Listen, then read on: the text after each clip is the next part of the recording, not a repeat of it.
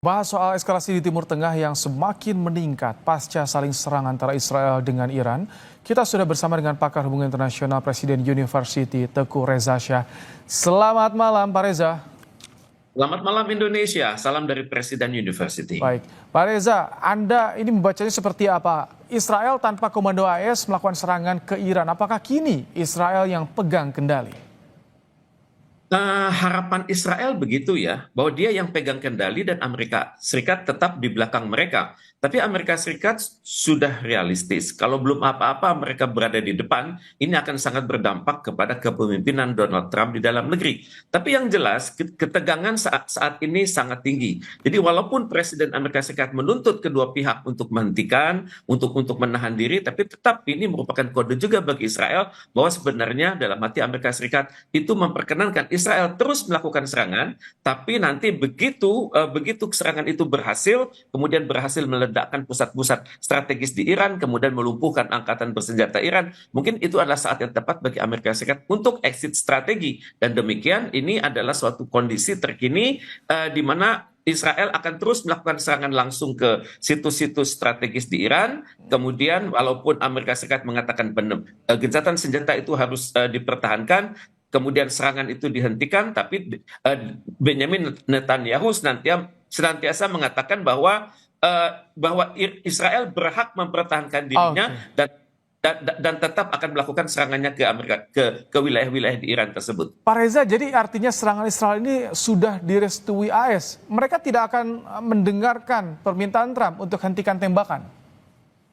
Israel tidak akan pernah mendengar peringatan Trump, apalagi kalau peringatan itu disampaikan lewat Twitter. Mungkin akan lebih berwibawa kalau Donald Trump menyampaikannya secara lisan lewat CNN atau lewat CNBC, dan kemudian juga direlay oleh White House, oleh Pentagon, dan juga oleh CENTCOM. Dan untuk itu baru Israel sadar bahwa ini benar-benar serius. Tapi bagaimanapun Iran mengatakan bahwa inilah kesempatan saya untuk menunjukkan jati diri saya. Janganlah ganggu-ganggu sekutu-sekutu saya yang berada di Timur Tengah, karena kita perhatikan Iran ini juga sudah unjuk gigi. Dia sudah mulai mendukung sekutu-sekutunya yang terdesak terutama sekali di Gaza dan di Lebanon Selatan. Dan untuk itu saya perhatikan bahwa kalaupun Israel itu benar-benar ingin menggantikan Amerika Serikat, itu tidak mudah. Ada gap yang sangat dahsyat, gap di bidang logistik, gap di bidang ketersediaan senjata, dan juga gap dalam jangkauan jarak jauh.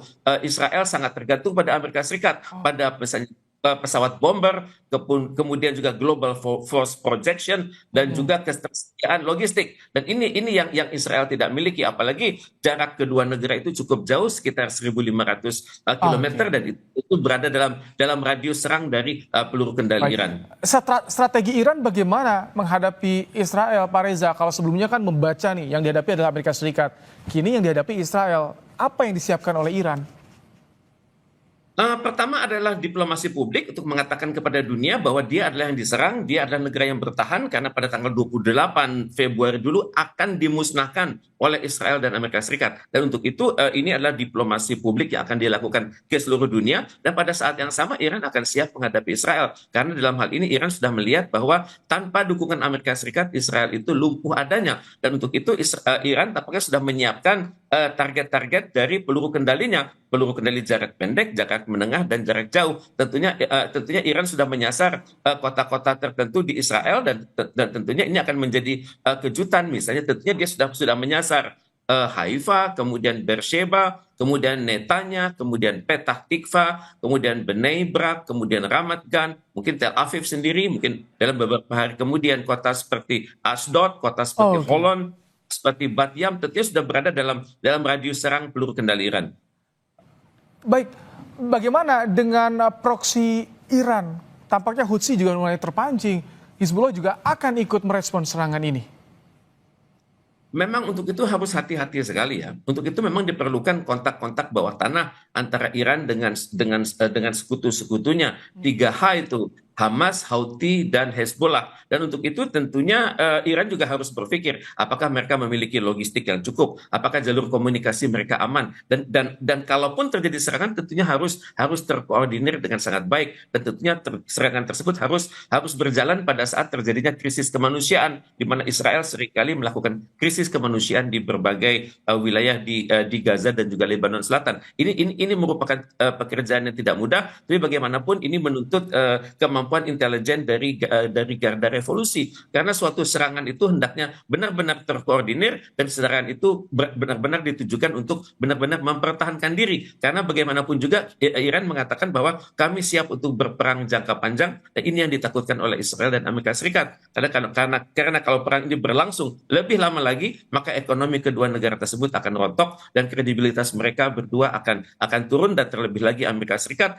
pada saat pemilu setelah mendatang itu partai buruh benar-benar Oke, jatuh. kalau Anda melihat saat ini sikap Amerika Serikat, apakah perlahan mundur dari perang di Timur Tengah ini atau justru masih menunggu nih?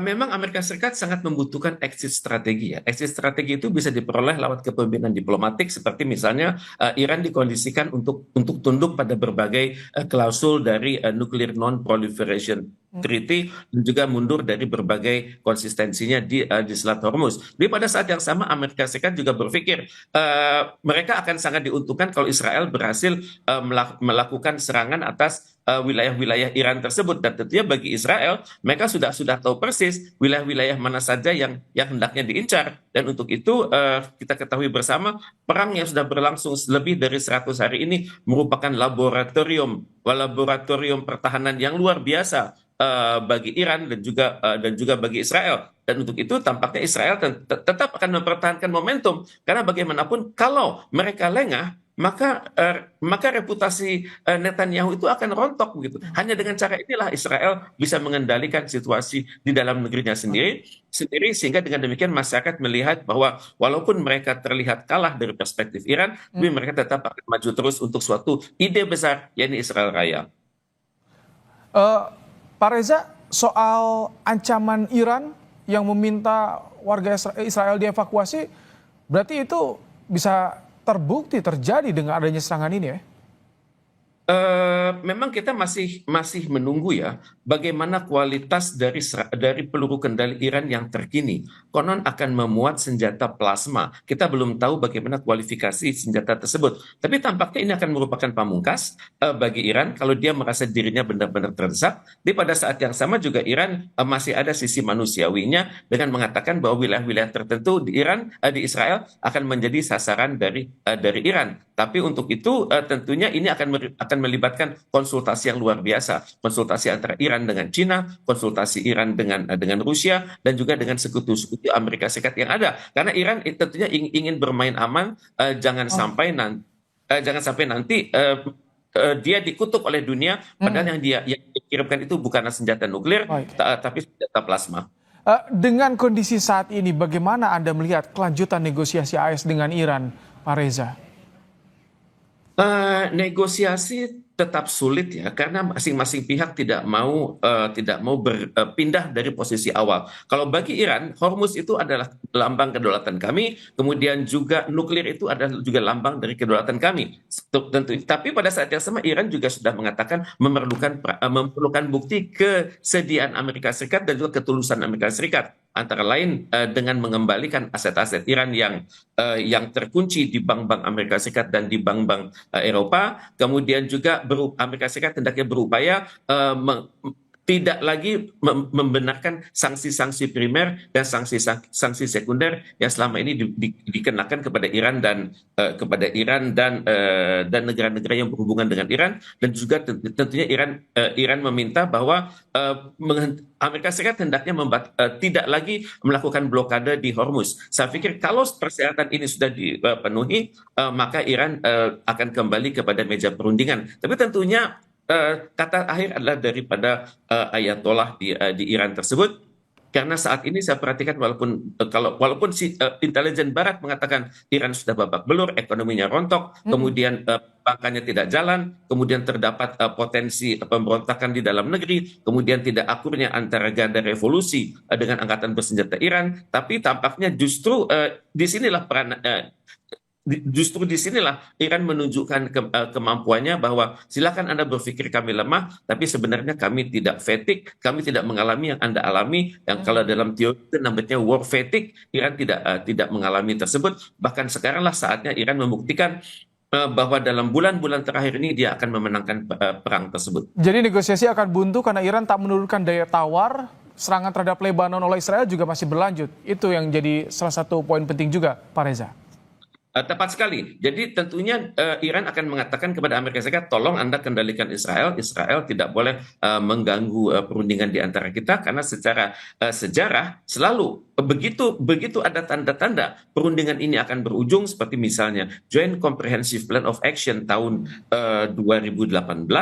Tahun 2015 dan kemudian dihantam oleh Amerika Serikat pada tahun 2018, kemudian masuk ke dalam perang 3 minggu, kemudian terakhir pada tanggal 28 Februari silam. Jadi Amerika Serikat hendaknya juga mawas diri bahwa kalau dia ingin menerapkan suatu exit strategi, maka dia juga hendaknya memiliki kemampuan mengendalikan Israel agar menjaga momentum. Karena bagi Amerika Serikat sekaranglah saat yang sangat penting untuk menarik diri, dan untuk itu memang pada saat yang sama akan diberikan beban kepada Israel untuk lebih bertanggung jawab. Cuman masalahnya apakah Israel mampu mempertahankan diri, karena negara-negara itu Amerika Serikat tapi sudah mulai melunak terhadap Iran karena lihat bahwa yang jauh lebih berbahaya adalah terwujudnya Israel Raya, dan dalam prosesnya negara-negara kami akan rontok ke dalam pelukan dari Tel Aviv.